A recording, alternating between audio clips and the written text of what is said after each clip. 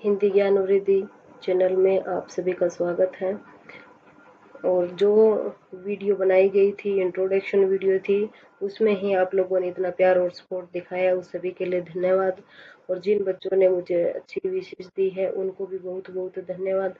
और आज हम अपने जो पाठ्यक्रम है उसकी शुरुआत करने जा रहे हैं। तो सबसे पहला जो भाषा का आधार होता है वो वर्ण विचार से ही होता है, क्योंकि कोई भी भाषा एकदम से ना विकसित नहीं हो पाती है। कोई ना कोई अवयव तत्व उसके पीछे काम करते हैं। जिस प्रकार से मनुष्य का जो शरीर है कोई एक अंग से तो नहीं बना हुआ है, विभिन्न अंग और अवयव से मिलकर बना हुआ है, उसी प्रकार से भाषा भी छोटे छोटे बिंदुओं से मिलकर बनी हुई है।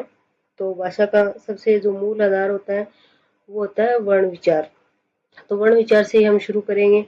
कुछ बच्चों को लगेगा कि इतना इजी सा टॉपिक मैम क्या पढ़ा रहे हैं, लेकिन इस इजी से टॉपिक में जो टीजीटी पीजीटी हिंदी का एग्जाम देते हैं बच्चे, उनके तो ये वाला टॉपिक है ना 2 नंबर का जरूर आता है।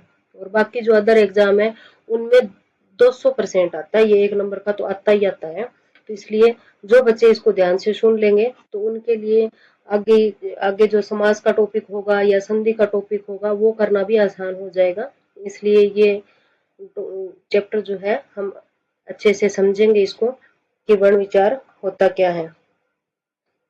तो सबसे पहले हम इसका अर्थ देख लेते हैं कि प्रश्न पूछा कैसे जाता है एग्जाम में। तो एग्जाम में इसमें से प्रश्न आपसे ऐसे पूछा जा सकता है कि भाषा की सबसे छोटी इकाई कौन सी है। तो हम छोटी क्लासेस से यही पढ़ते आ रहे हैं, यही हमने सीखा है कि भाषा की सबसे छोटी इकाई तो वर्ण होती है। लेकिन हो सकता है जो प्रश्न आपसे पुट किया गया हो, पूछा गया हो, उसमें वर्ण ऑप्शन में ही ना हो, तो फिर आप किसको मानोगे।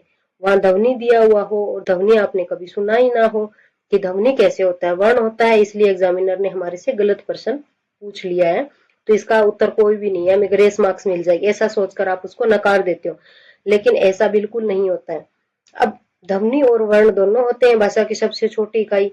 अब आपके समझ में ये नहीं आएगा कि हम किसको माने, फिर जवाब किसका देंगे। तो आपको प्रश्न को समझना होगा कि एग्जामिनर जो है वो आपसे प्रश्न किस प्रकार से पूछ रहा है। सबसे पहले तो ये होगा, यदि वो आपसे प्रश्न पूछता है कि भाषा की सबसे छोटी इकाई कौन सी है और नीचे आपको 4 ऑप्शन दिए हुए होंगे, यदि उनमें से आपको वर्ण ऑप्शन में मिलता है तो आप वर्ण को कर दोगे। वर्ण नहीं है तो फिर असमंजस की स्थिति उत्पन्न हो जाएगी आपके सामने कि हम किसको माने। और ध्वनि का होगा, यदि आपने ध्वनि नहीं सुनी है तो फिर भी आपके सामने समस्या खड़ी हो जाएगी। और यदि दोनों ऑप्शन में आ जाए तो फिर आपको वो कैसे प्रश्न पूछ सकता है, ये भी आपको ध्यान में रखना है।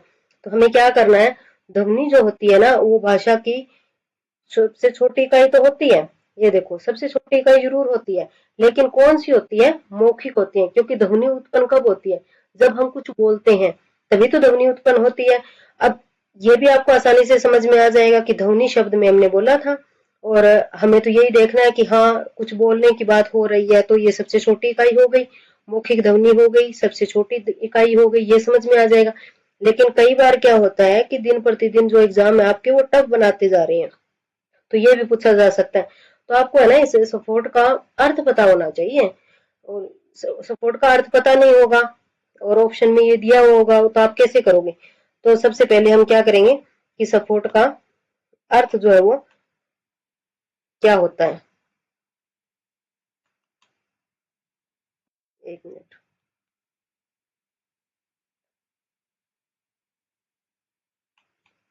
ये हो गया आपका सपोर्ट, और इसका अर्थ होता है फूटना।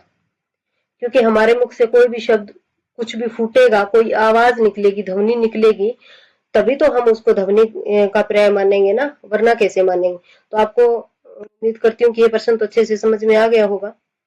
उसके बाद आपको क्या करना है कि वर्ण का देखना है कि वर्ण के बारे में कैसे प्रश्न आपसे पूछा जा सकता है। तो यदि वो पूछे कि सबसे छोटी कही है तो आप बचपन से करते ही आ रहे हैं तो वर्ण आपकी याद रह ही जाएगा। लेकिन वर्णों को क्या करते हैं, ध्वनि में तो क्या होता है, ये हमें सुनाई देती है, जो कुछ भी बोला जाता है वो हम सुन सकते हैं।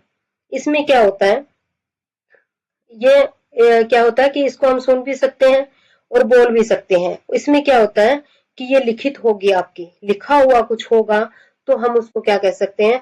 मान लो वो आपको यहाँ पर जैसे ये लिख कर दे दें, कुछ भी लिख कर दे दे, कुछ भी लिख कर दे दे, तो आपसे पूछेगा कि क्या ये सबसे छोटी इकाई है, तो आप इन दोनों में से किसको मानोगे, ये चीज आपको ध्यान में रखनी है। अब वो लिखित का पूछ ले कि भाषा की सबसे छोटी लिखित इकाई कौन सी है, तो भी आप आसानी से टिक कर दो कि ये होता है, हमारा तो वर्ण होता है।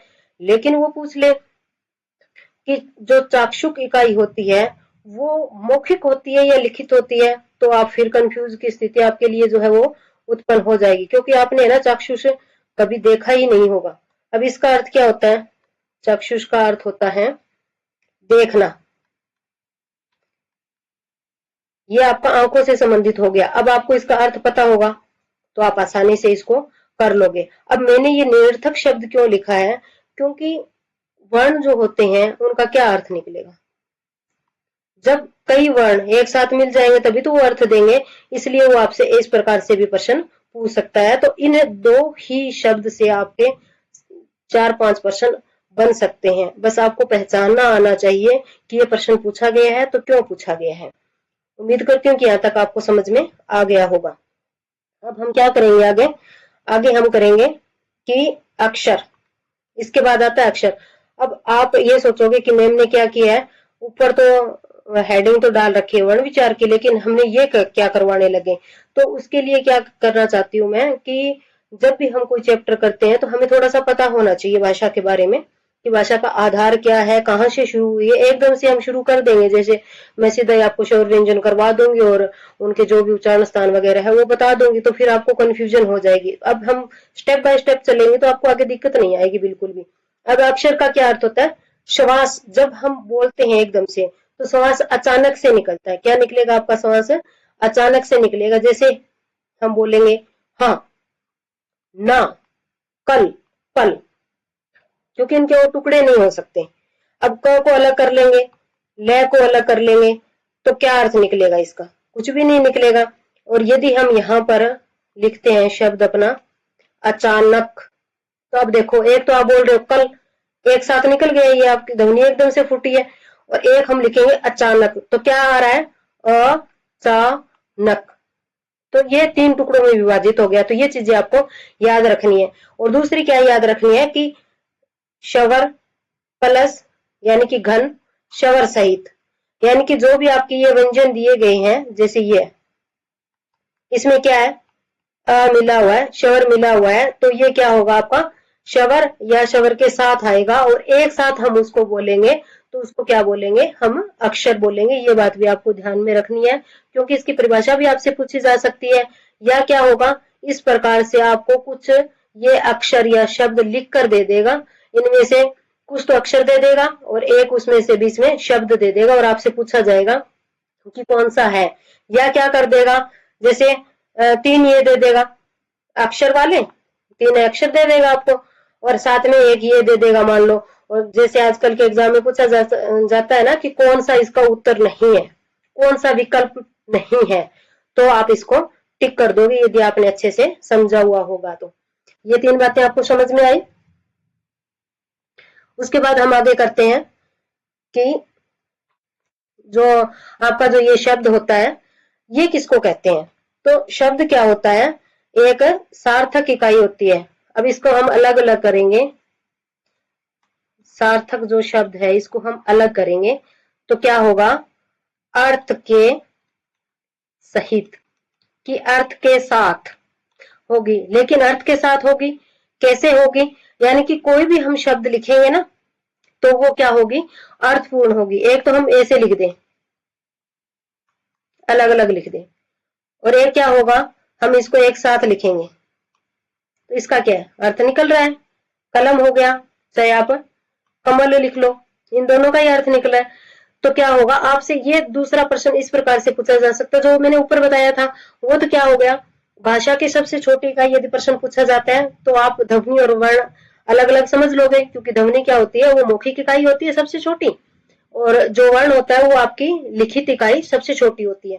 लेकिन यदि वो प्रश्न आपसे इस प्रकार से पूछता है कि अर्थ की दृष्टि से भाषा की सबसे छोटी इकाई कौन सी होती, अर्थ की दृष्टि से यदि वो आपसे पूछता है कि भाषा की सबसे छोटी इकाई कौन सी होती है अर्थ की दृष्टि से, ये है ना अर्थ, अर्थ में छोटी इकाई कौन सी होती है, तो आप शब्द को मानोगे, ठीक है। और यदि वो पूछ ले अर्थ की दृष्टि से सबसे बड़ी इकाई कौन सी होती है, तो भी आपको याद रखना है बड़ी इकाई कौन सी होती है, वाक्य होता है। उम्मीद करती हूँ यहाँ तक आपको समझ में आया होगा।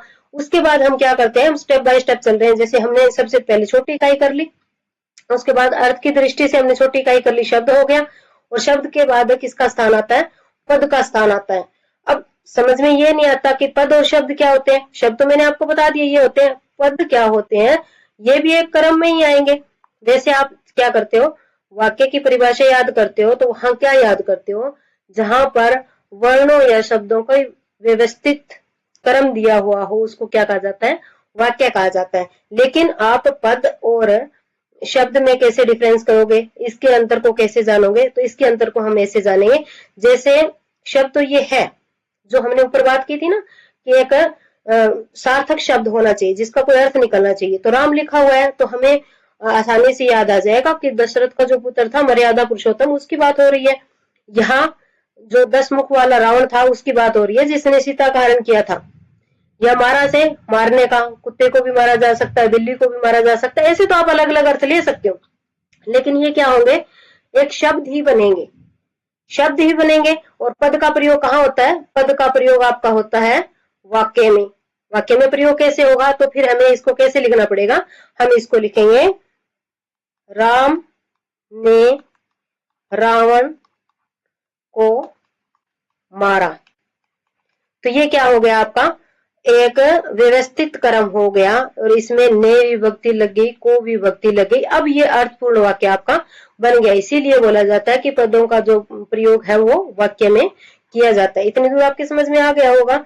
इसके बाद मैं आगे आपको समझाने की कोशिश कर रही हूँ। और जितना भी मैं आपको पढ़ाती जा रही हूँ ना, एक चीज आपको बिल्कुल याद रखनी है, चाहे आप स्क्रीनशॉट लो, चाहे आप कुछ भी करो, या मैं तो आपको यही कहूंगी कि एक बार है ना आप क्लास को ध्यान से सुनो, उसके बाद सेकेंड टाइम आप जब सुनोगे तब आप इसको रोक रोक कर लिख सकते हो।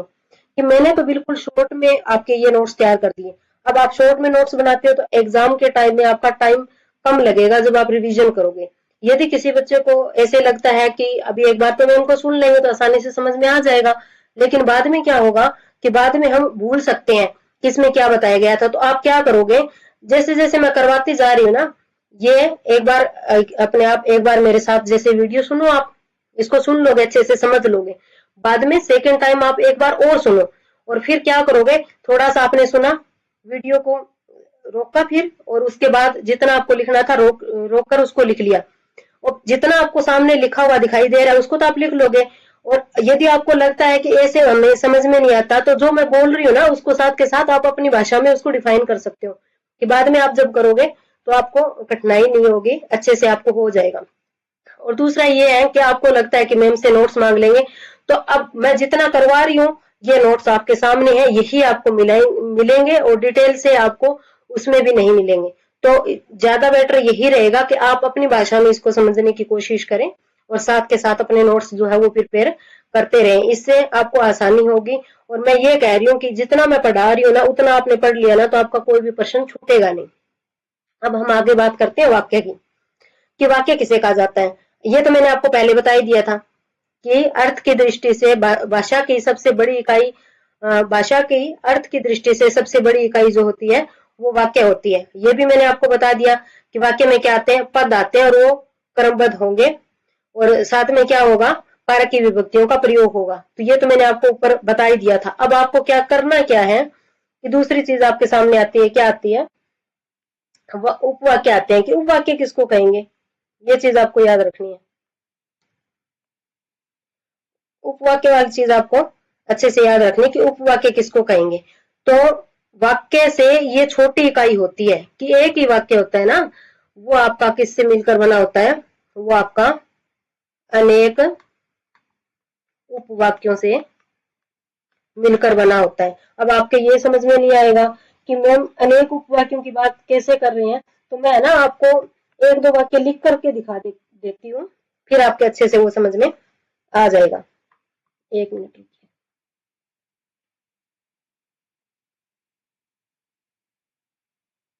जब पिताजी आए सब मैं लिख रही थी। तो इसमें क्या आपके दो उपवाक्य हैं। पिताजी आए और क्या कर रही थी मैं, लिख रही थी। इस प्रकार का एक दूसरा वाक्य देखिए, यहां पर लिख देती हूं। वह मनुष्य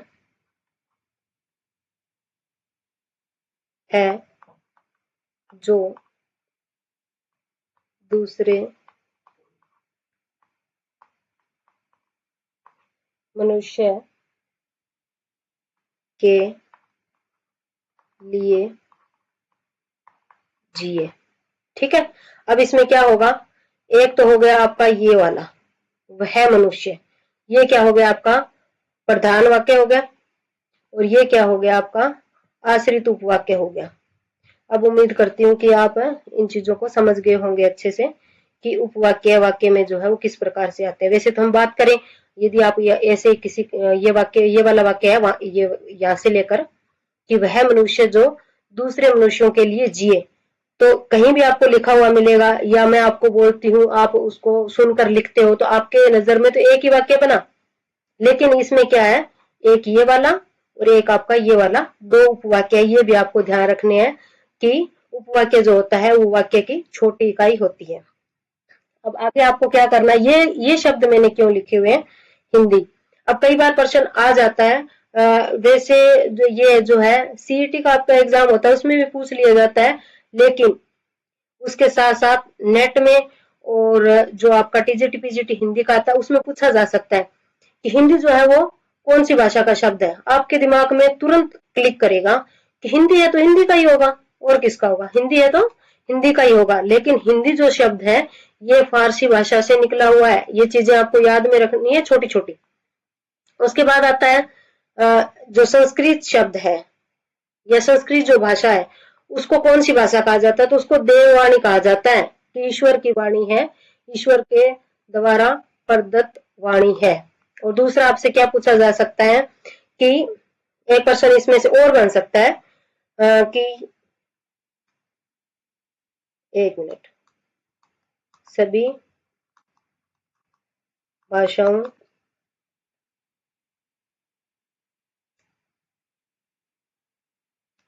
की जननी किसे कहा जाता है। ठीक है,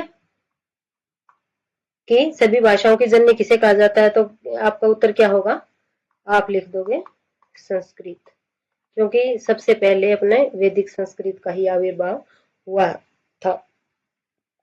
इतने तक आपके अच्छे से समझ में आ गया होगा। उसके बाद हम बात करते हैं अपने आगे के क्रम की, कि ये जो है आपका हिंदी का विकास क्रम, कि हिंदी भाषा हमारे सामने आई तो उसको कितने चरणों से होकर गुजरना पड़ा। क्या शुरुआत से ही हमारे सामने हिंदी आ गई थी या फिर कई भाषाओं से निकलकर हिंदी तक हम पहुंचे हैं, तो कैसे पहुंचे हैं। सबसे पहले आएगी आपकी वैदिक संस्कृत, उसके बाद आएगी लौकिक संस्कृत, उसके बाद आएगी पाली संस्कृत, ये पाली भाषा आएगी जिसमें बौद्धों ने रचनाएं की थी, इसमें जैन धर्म की रचनाएं हुई थी। उसके बाद अपरस की, उसके बाद जाकर हिंदी आती है। और जो है ना, आप कुछ सरल सरल कहानियां देखते हो पढ़ते हो, जैसे ये हो गई आपकी खड़ी बोली, वो इसमें लिखी जाती है। उसके बाद आपके हिंदी का आविर्भाव हुआ था, और हिंदी आने के बाद 14 सितंबर 1949 और संविधान के अनुच्छेद 343 से लेकर 351 तक हिंदी का प्रावधान किया गया है कि कौन कौन से अवसरों पर, कौन कौन से ऑफिस में, कार्यालय में, कहाँ कहाँ पर प्रयोग किया जाएगा, क्या क्या नियम बनाए गए हैं कि यहाँ पर हिंदी कंपलसरी होनी चाहिए, अनिवार्य होनी चाहिए। यह क्या होता है कि कौन से स्तर तक आप, कितने वर्ष तक आप अंग्रेजी और हिंदी दोनों माध्यम को अपना सकते हो, कितने वर्षों के बाद आप केवल हिंदी का प्रयोग कर सकते हो। ये सारी बातें आपको कहाँ बताई गई है, अनुच्छेद 343 से लेकर 351 तक ये बातें बताई गई है। और उसके बाद बताती हूँ कि वैदिक जो संस्कृत है, वैदिक जो संस्कृत है उसमें जो है आपके कौन कौन से ग्रंथों की रचना हुई है वो भी मैं आपको बता रही हूँ कि वैदिक संस्कृत में कौन से ग्रंथों की रचना हुई थी, उसके बाद कौन से ग्रंथ आए थे। तो सबसे पहले हम बात करते हैं किसकी करते हैं, वैदिक की करते हैं। तो इसमें क्या लिखे गए थे, आपके वेद लिखे गए थे। उसके बाद आई थी आपकी लौकिक संस्कृत। अब लौकिक संस्कृत में कौन कौन से ग्रंथ की रचना हुई थी, तो लौकिक संस्कृत में हुई थी आपकी एक तो, एक मिनट, एक तो आपकी रचना हुई थी महाभारत की, पुराण की, और जो महर्षि वाल्मीकि थे, वाल्मीकि, सॉरी ल जो है आपका आधा है, एक मिनट, अभी आप पूरा देखोगे तो एग्जाम में आपका गलत हो जाएगा।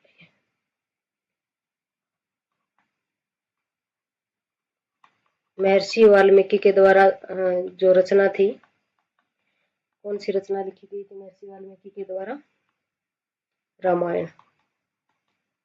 तो ये रचनाएं आपकी किसमें लिखी गई थी, ये आपकी जो वैदिक संस्कृत आई थी, ये लौकिक संस्कृत आई थी ना, सॉरी, उसमें लिखी गई थी। और वैदिक संस्कृत में आपके जो चारों वेद है उनकी रचना हुई थी। तो कारण क्या था कि जब वैदिक संस्कृत आ गई थी, यहाँ भी नाम संस्कृत का आ रहा है, लौकिक के साथ भी नाम संस्कृत का आ रहा है, तो जब ये संस्कृत थी हमारे पास यहाँ, तो फिर इसको लाने की क्या जरूरत थी, इसको विकसित करने की क्या जरूरत थी। इसके पीछे एक कारण ये था कि प्राचीन समय को यदि हम देखते हैं ना, उस समय राजाओं महाराजाओं के पास बहुत पैसा होता था।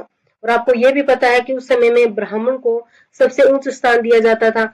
और जो यज्ञ वगैरह करने का काम करते थे वो कौन करते थे, ब्राह्मण करते थे, क्योंकि वैदिक संस्कृति उनको ही आती थी, वही मंत्रों और श्लोकों का अच्छे से उच्चारण कर पाते थे। उसके बदले में क्या करना पड़ता था, बहुत सारा धन राजाओं को देना पड़ता था, उनको सोने चांदी के सिक्के भी देने पड़ते थे, बहुत सारी मोहरें भी देनी पड़ती थी। राजा तो आसानी से दे सकता था क्योंकि राजा के पास तो इतना पैसा आता था। अब सामान्य जनता को यदि हवन वगैरह करवाना पड़े, यज्ञ वगैरह करवाना पड़े, तो वो कैसे करेंगे, उनके लिए समस्याएं हो जाती थी। या तो उन्हें इतना सारा पैसा देना पड़ता था, और जिसके पास पैसा नहीं होता था उनको बिना यज्ञ के ही रहना पड़ता था। तो ये देखते हुए जनसाधारण की ये मांग हुई कि क्यों ना इस वैदिक संस्कृति को थोड़ा सा सरल बनाया जाए। तो उसके बाद ये जो लौकिक संस्कृति थी इसका आविर्भाव हुआ था। उसके बाद आपकी आती है पाली भाषा, यानी कि जो बौद्ध ग्रंथ है आपके वो पाली भाषा में लिखे गए हैं। बौद्धों के जो ग्रंथ थे वो किसमें लिखे गए हैं, पाली भाषा में लिखे गए हैं। यदि आप इसकी बात करते हो, ये बौद्ध ग्रंथ हो गए, तो इनमें कौन से लिखे गए थे, तो सबसे पहले आएगा आपका त्रिपिटक। इसमें कौन कौन से आएंगे, इसमें 3 पिटक आएंगे आपके। एक आएगा विनय पिटक, ये हो गया विनय सुत पिटक, और एक आपका हो गया अभिधम। ठीक है, पाली भाषा में बौद्ध ग्रंथों ऐसे रचनाएं जो है वो हुई थी, ये रहेगा आपके याद। उसके बाद अपना आता है प्राकृत भाषा, कि प्राकृत भाषा में क्या लिखा गया होगा, तो इसमें आप क्या आएंगे, जैन ग्रंथ। उसके बाद अपनी कौन सी भाषा आई थी, उसके बाद आती है अपनी अपभ्रंश आती है, अपभ्रंश।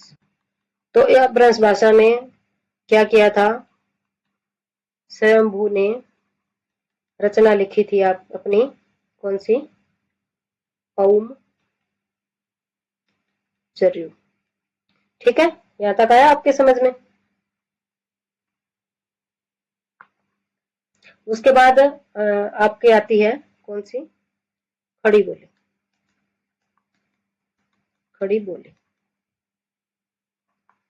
खड़ी बोली में सबसे पहले जो है जो ये प्रिय प्रवास महाकाव्य जो था, महाकाव्य ये लिखा गया, और ये रचना किसकी थी, अयोध्या सिंह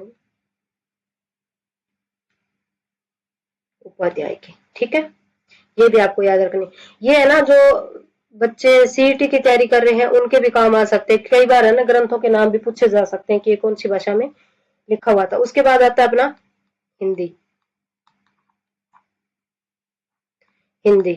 हिंदी में रचना हुई थी पृथ्वीराज रासो ग्रंथ की रचना हुई थी। और ये जो आपका ग्रंथ है ये लिखा गया है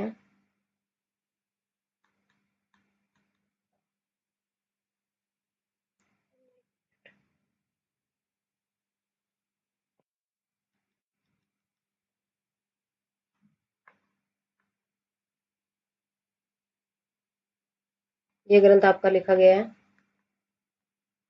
चंदबर दई के द्वारा। ठीक है, यहां तक आया आपके समझ में?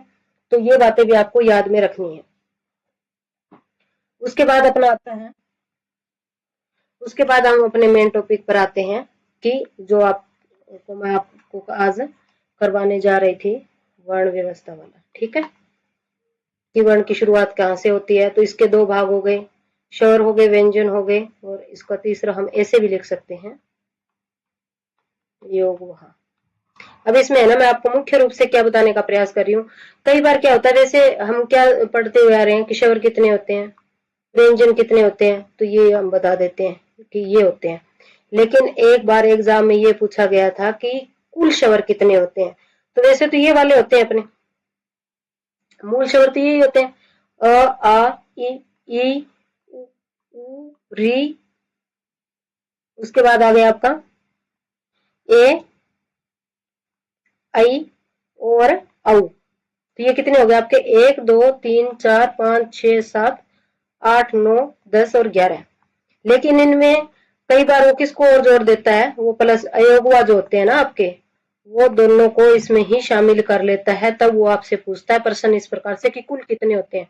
यदि आपके सामने प्रश्न आता है कि कुल स्वर कितने होते हैं, तो आप ये बता सकते हो। और यदि वो मूल पूछे तो हम जो बचपन से रटते आ रहे हैं कि कितने होते हैं, 11 होते हैं। तो ये दोनों चीजें आपको पता होनी चाहिए।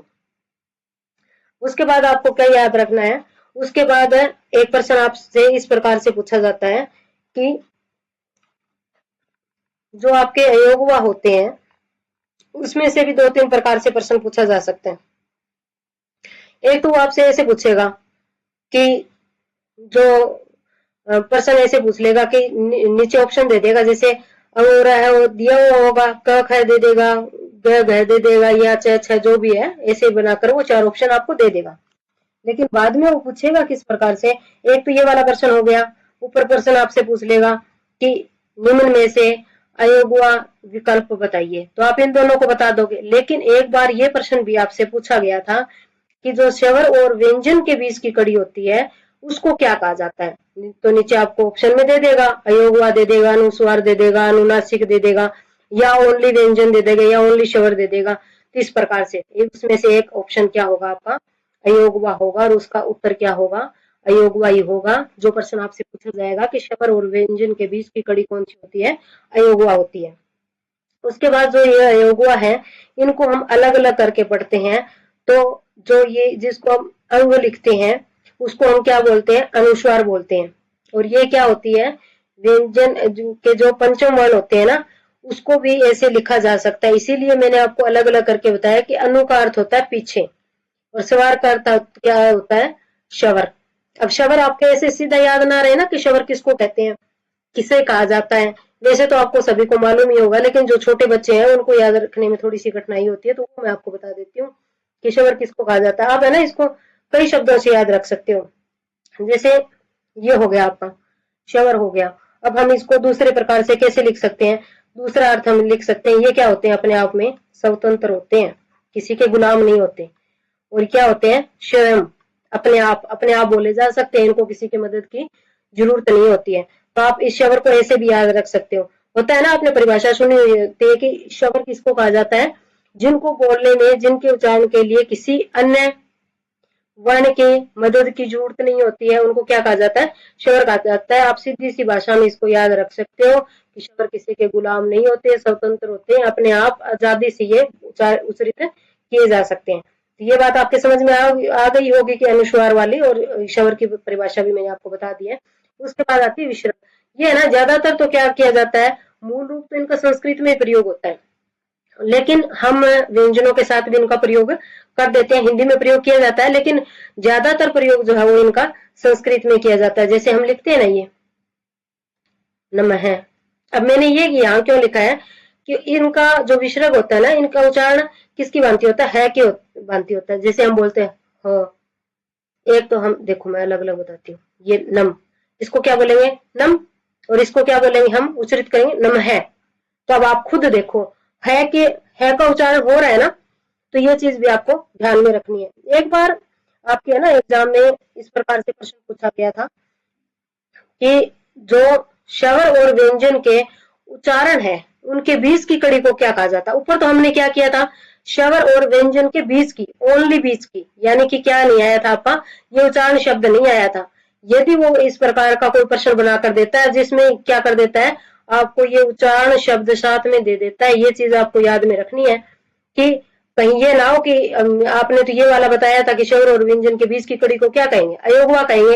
कहीं अयोगवा आपको वहां पर देखने को मिले और आप टिक आउट करके आ जाओ, फिर कहो कि आपने गलत करवा दिया। दोनों प्रश्नों में डिफरेंस देखिए, दोनों में अंतर देखिए क्या बता रही हूँ।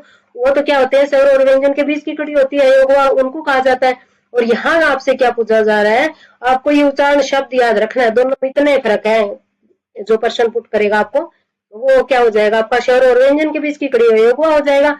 यदि वो आपसे पूछ ले स्वर और व्यंजन के उच्चारण के बीच की कड़ी क्या होती है, तो ये होते हैं आपके अंतस्थ व्यंजन।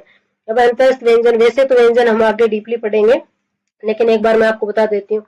ये र लव, ये चार होते हैं ना, इनको बोला जाता है अंतस्थ व्यंजन। तो ये भी पूछ सकते हैं, इनमें से कोई ऑप्शन में आ जाएगा, ये भी पूछ सकते हैं आपसे, और सीधा भी प्रश्न आपसे पूछा जा सकता है। तो ये भी आपको ध्यान में रखना है।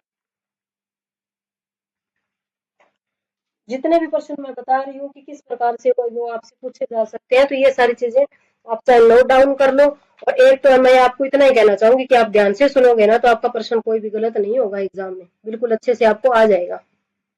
अब क्या करेंगे हम आगे, स्वर की परिभाषा हमने कर ली। अब हम क्या करेंगे, स्वर का विभाजन करेंगे। विभाजन भी स्वर का कई प्रकार से होता है। एक होता है उत्पत्ति के आधार पर, यानी कि पैदा कैसे हुए, ये कहाँ से शुरुआत हुई। तो सबसे पहले हमारा इसमें आते हैं, इसके दो टाइप्स होते हैं। नंबर एक, पहला तो होता है आपका मूल स्वर, जिसको हम हर्षव स्वर बोलते हैं, लघु स्वर बोलते हैं और एकल स्वर बोलते हैं। इनकी संख्या कितनी होती है, चार होती है। चार में कौन कौन से आएंगे, आ जाएगा आपका ई, उ और री, ये आते हैं इसमें आपके। एकल, इनको है ना आपसे यही पूछा जाएगा, इन ये है ना, ये चार शब्द याद रख लेना बस आप, ये चार शब्द याद रख लेना। या तो वो पूछ लेगा आपसे प्रश्न कि मूल स्वर की संख्या कितनी है, हर्षव स्वर की संख्या कितनी है, लघु स्वर की संख्या कितनी है, तो आपको याद होना चाहिए चार। या फिर क्या करेगा, इन चार में से कोई एक ऑप्शन में दे देगा, और एक कोई, जैसे मान लो आपका यहाँ पर आ लिख दिया या ई लिख दिया, एक इनमें से दे देगा, तीन इनमें से दे देगा, एक इनमें से दे देगा, ऐसे प्रश्न पूछेगा, नहीं वाला पूछेगा, नहीं विकल्प वाला। तो वो आपसे पूछ लेगा कि कौन सा नहीं है, तो आप इसको टिक आउट कर दोगे। और इनमें से एक देगा और इनकी कैटेगरी में से तीन दे देगा, तो वो आपसे प्रश्न इस प्रकार से भी पूछ सकता है कि कौन सा है। तो आपको ये याद रखना है, ठीक है। दूसरा इसका प्रकार हो जाएगा उत्पत्ति के आधार पर, क्या हो जाएगा, संध्या। संधि हम किसको कहते हैं, प्राचीन समय में जो राजा महाराजा होते थे वो आपस में लड़ाई करने लग जाते थे, बाद में क्या होता था, एक हारता हुआ दिखाई देता था। बोलते हैं ना, हम पढ़ते थे जैसे हिस्ट्री में, कि बाद में उन्होंने संधि कर ली, यानी कि समझौता कर लिया। क्या हो गया, उनका मिलन हो गया, यानी कि जो उनका मनमुटाव था वो खत्म हो गया, उसको हम क्या बोलेंगे, मिलन बोलेंगे, संधि बोलेंगे। और दूसरा संधि शब्द भी आपको देखने को मिल सकता है, संधि भी मिल सकता है, गुरु भी पूछा जा सकता है, और दीर्घ भी पूछा जाता है, और सजातीय भी पूछा जाता है। अब सजातीय का अर्थ पता होना चाहिए कि एक ही जाति वाला, सेम जाति वाला, एक एक जाति, यानी कि जो भी आपको यहाँ पर स्वर देखने को मिलेंगे वो एक ही जाति के देखने को मिलेंगे। इनकी संख्या कितनी होती है, तीन होती है। जैसे देख लो, ये हो गया, ये एक जाति के है कि नहीं है, ये एक जाति के है कि नहीं है। जब इनका आपस में मिलन होगा ना, तो वो क्या होगा,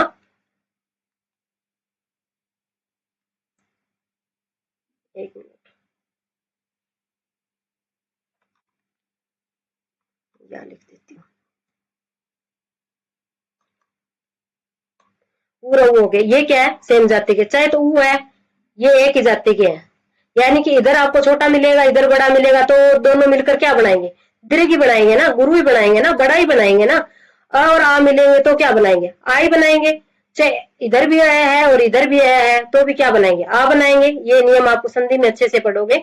इधर ई है छोटी, इधर भी छोटी ही है तो भी बड़ा ही बनेगा, और एक तरफ छोटी है एक तरफ बड़ी है तो भी क्या होगा, बड़ा हो गया। तो ये क्या हो गया, एक ही जाति के हो गए, सेम ही कैटेगरी के आ रहे हैं, इनमें कुछ भी अलग नहीं है। अब समझ में आ गया कि तीन संख्या क्यों है। अब ये जो अपने संदेश और होते हैं ना, इनका दूसरा भाग होता है ये वाला। ये तो हो गया ऊपर, इसको क्या बोलेंगे हम, सजातीय बोलेंगे। ये समझ में आ गया। अब ये दूसरा इसी का भाग होता है, उसको क्या बोलेंगे, विजातीय। यानी कि इनकी जाति सेम नहीं होगी। जैसे देखो यहाँ पर कहाँ है सेम, ये आ तो आ गया, ऊपर वाले में से आ गया ना, जो हमने तीन टाइप यहाँ किए थे उसमें से आ गया, और ये भी ऊपर वाले में से आ गया। इधर या तो यहाँ पर अ होता तो हम बोल सकते थे कि सेम जाति का आ गया। अब जाति तो दोनों की अलग हो गई, और ये दोनों मिलकर क्या बना रहे हैं, ए बना रहे हैं। यहाँ पर आ गया, यहाँ पर ए आ गया, और दोनों मिलकर क्या बना रहे हैं, आई बना रहे हैं। यहाँ पर आ गया, और ये है ना, हम संधि में अच्छे से समझेंगे, वहां संधि विच्छेद में आपको बहुत आसानी हो जाएगी। और ये अ आ गया, ओ आ गया, तो क्या बन गया आपका, ओ बन गया। ये चीजें आपको याद में रखनी है। अब मैंने इनको ऐसे क्यों लिखा है कि ये गुण शबर, ये भी आपसे प्रश्न पूछा जा सकता है कि गुण शबर कौन सा होता है। अब गुण संधि आप पढ़ेंगे तब तो आपको पता लगेगा ना कि अ और ई मिलकर एक नया ही गुण आ रहा है, इनमें एक नया ही परिवर्तन आ रहा है। क्या बना रहे हैं, ए बना रहे हैं। अब अ और ऊ मिलकर क्या बना रहे हैं, आपका ओ बना रहे हैं। तो ये दोनों किस में आ जाएंगे, यही अपने गुण संधि के नियम होते हैं, ये इसमें आएंगे। वृद्धि का अर्थ क्या होता है, बढ़ना। वृद्धि का अर्थ क्या होता है, बढ़ना। तो ये क्या है, मात्रा में वृद्धि हो रही है ना। अब ये ऊपर वाला है, इसकी मात्रा क्या होगी, ये होगी। और ये है आई, इसकी मात्रा क्या होगी, ये होगी। तो यहाँ एक मात्रा थी, यहाँ दो होगी, तो वृद्धि हुई कि नहीं हुई। अब ये वाला क्या है, यहाँ पर तो आपको ऐसे देखने को मिलेगा एक ही मात्रा है, लेकिन औ को हम देखते हैं तो यहाँ क्या हो गया, दो मात्राएं आ गई। तो यहाँ एक मात्रा थी, यहाँ दो मात्रा हो गई। तो क्या हुआ, यहाँ एक मात्रा में इजाफा हुआ है, वृद्धि हुई है। तो इसलिए हम क्या बोलेंगे इसको, वृद्धि शबर। वैसे कम चांस होते हैं, लेकिन कई बार क्या होता है कि आजकल है ना एग्जाम बहुत टफ बनाया जा रहा है, तो उससे में आपसे इस प्रकार के प्रश्न पूछे जा सकते हैं। तो ये चीज भी आप नोट करके रखें, तो आपके बहुत काम आएगा। उसके बाद हम करते हैं कि ओष्ठ के आधार पर, ओष्ठ के आधार पर जो शब्द होते हैं उनके कितने भेद होते हैं। एक होता है वृत्त। वृत्त का अर्थ क्या है, सर्कल। गोला बन गया ना आपका। वर्तुलित, ये आपको नाम याद रखने। गोलाकार तो आपको आसानी से याद रह ही जाएगा। वृत्त से भी आप समझ जाओगे कि कुछ गोल गोल होता होगा, उसकी बात हो रही है। लेकिन ये वर्तुलित शब्द है ना, इसको आप याद रखें कि वो थोड़ा सा मुश्किल बनाने के लिए इस प्रकार के कठिन शब्द आपको देगा। ये चीज आपकी याद रहेगी तो आप आसानी से हल कर लोगे। और वृत्त मुखी आएगा तो आप आसानी से कर सकते हो कि जिसको बोलने में क्या होगा, जो आपके ओष्ठ है उनकी आकृति क्या हो जाएगी, गोल हो जाएगी। आसानी से समझ में आ जाएगा। गोलाकार शब्द दे देगा तो भी आप आसानी से कर लोगे, लेकिन इस शब्द को आप अलग से याद रखोगे। इसमें क्या होता है, जैसे हम बोलते हैं, आप खुद बोलकर देखो मेरे साथ साथ, ओ, ओ, औ, ऐसे आप बोलोगे तो आपके जो होठ है ना वो इस शेप में आ रहे हैं, गोल बन रहे हैं। इसलिए क्या बोला जाता है इसको, वृत्तमुखी। बिल्कुल आसान, आपको आसानी से याद हो जाएगा। अ का अर्थ क्या होता है, नेगेटिव फॉर्म में चला गया। वृत्तमुखी का अर्थ क्या था, गोल हो जाना। कि आपका मुख का जो आकार है, कोई भी आप वर्ण बोलोगे उस समय आपके मुख का आकार गोल हो जाएगा। लेकिन यहाँ क्या कह रहा है, अवर्तमुखी, यानी कि गोल नहीं होगा। इन शब्दों में ही इनकी डेफिनेशन छुपी हुई है, यदि आप देखते हो तो यहाँ क्या होगा, मुख की जो आकृति है, आपके ओष्ठ की जो आकृति है वो गोल नहीं होगी, उसको क्या बोलेंगे, अवृतमुखी। अब ये तो चार है, आप आसानी से याद कर लोगे। आपको क्या करना है मैं बताती हूँ आपको ट्रिक है। आप ऐसे याद रखो, ये इनको बोलकर देखो, आपको आसानी से याद हो जाएगा कि इनमें से क्या हो रहा है। आपका जब आप इसका उच्चारण कर रहे हो तो ओष्ठ आपके गोल हो रहे हैं, लेकिन इनमें तो बहुत सारे आ जाएंगे। आप कैसे याद रखो, आप इनको चारों को याद रखो। और उसके बाद क्या याद रखना है, ये प्रश्न कई बार पूछा गया कि उदासीन शब्द कौन सा होता है, ऑप्शन में मिलेगा आपको अ। अब आपको क्या करना है, ये चारों याद हो गए और याद हो गया, बाकी जो सारे बच गए वो किस में आ गए, इसमें आ गए, अवृत मुखी में। ऐसे याद रह जाएगा आपके। तो ये ट्रिक है। इसमें क्या आ जाएंगे आपके, इसकी संख्या कितनी होती है, जो अवृत मुखी होते हैं ना, जैसे वृत्त मुखी होते हैं उनकी संख्या तो 4 है, लेकिन इनकी संख्या क्या हो जाएगी आपकी, 6 हो जाएगी। इनमें से इनको पांचों को निकाल दो, बाकी कितने बच गए, आ बच गया आपका, ई बच गया, आई बच गया, ए बच गया, आई बच गया, 5 हो गए, ये कौन सा रह गया। ठीक है, इस प्रकार से आप इनको याद कर लोगे। उसके बाद हम करते हैं कि मात्रा या उच्चारण के स्थान पर जो है वो स्वर के कितने भेद होते हैं। ये तो बिल्कुल आसान है, ये तो आप सब छोटी क्लासेस से पढ़ते आ रहे हो, वही है कि आसानी से हर्षेय स्वर कौन से होते हैं जिनमें कम समय लगे, सबसे ही कम समय लगे, क्या लगे, सबसे कम समय लगे, उनको हम क्या बोलेंगे, हर्षेय स्वर बोलेंगे। क्या लगेगा इनमें, कम समय। संख्या कितनी होती है, 4 होती है। कौन कौन से होंगे, अ, ई, उ और री हो जाएगा आपका। ठीक है, ये 4 हो गए। उसके बाद आती है कि दीर्घ स्वर क्या होंगे। जब हम उनका उच्चारण करेंगे तो बिल्कुल कम समय लगेगा अपने। अब दीर्घ से आपको शब्द से पता लग रहा है क्या होगा, बड़ा। तो जो ये वाले हैं ऊपर जो हमने किए हैं ऋषभ स्वर, अब इनसे 2 गुना समय लगेगा, उनमें कम समय लग रहा था, तो यहाँ क्या हो जाएगा, आ गया आपका, बड़ा हो गया ना, छोटा था बड़ा हो गया। यहाँ ई हो गया, यहाँ पर हो गया आपका ऊ हो गया। उसके बाद क्या आएगा आपका, ए आ जाएगा, आई आ जाएगा, ऊ आ जाएगा, और क्या आ जाएगा, औ आ जाएगा। याद रहेगा आपके, कितने हो गए, 1 2 3 4 5 6 और 7, 7 ही संख्या है इनकी, ऐसे रह जाएगा। उसके बाद आता पल्लुत स्वर। वैसे तो ना हमने ज्यादातर ये पढ़ा हुआ है ओम, लेकिन ये एग्जाम में अपने को क्यों नहीं देगा वो इतना आसान। यदि वो पूछने भी लगे इससे संबंधित प्रश्न, परिभाषा तो आपको सबको याद ही है, क्या क्या होगा इसमें, 3 गुना समय लगता है भाई इसमें, तो ये चीजें तो आपकी याद रह जाएगी। लेकिन ये चीज आपको कैसे, थोड़ा सा वो पूछ लेगा कि कैसे पता लगे, या और कोई शब्द दे देगा आपको जिससे आपको पता ही ना लगे, क्योंकि हमने क्या किया है, हमने तो इस ओम को रटा हुआ है बार बार में। तो कैसे पूछ सकता है, आप है ना सीधी सी एक बात याद रखना, जैसे है ना कोई व्यक्ति बहुत दूर खड़ा है, जैसे मान लो आप घर में हो, कोई दूर दूर चला गया कोई व्यक्ति, और आप पीछे से उसको आवाज लगाते हो, कैसे लगाते हो, या कोई व्यक्ति जैसे खेत में काम कर रहा होता है, आप है ना उसको चाय के लिए बुलाते हो या खाना खाने के लिए बुलाते हो, तो कैसे बोलोगे, ओ गीता बोलते हैं ना। तो आपकी जो साउंड है वो कितनी लंबी गई है, शब्द तो आपने ये वाला बोला है, ओ गीता खाना खा लो, तो स्ट्रेस कहाँ गया आपका, इसके ऊपर गया, तो यहाँ पर क्या है, आपको बोलने में 3 गुना समय लग रहा है। तो ये क्या है, पलूशवर है। अब आशा करती हूँ कि आपको अच्छे से समझ में आ गया होगा, क्योंकि और अब है ना आपको क्या करना है, ये नोट्स तो आप साथ के साथ बना ही लोगे। आज है ना आप मुझे कमेंट में ये बताओगे कि क्लास का टाइम कितना होना चाहिए, जितना टाइम आज हुआ है उतना ही होना चाहिए, कम होना चाहिए, ज्यादा होना चाहिए, और आपको ये क्लास कैसी लगी, लाइक सब्सक्राइब कर देना और अच्छे अच्छे कमेंट कर देना कि आपको ये क्लास कैसे लगी, और प्रतिदिन आपको इस प्रकार की क्लास मिलती रहेगी। धन्यवाद।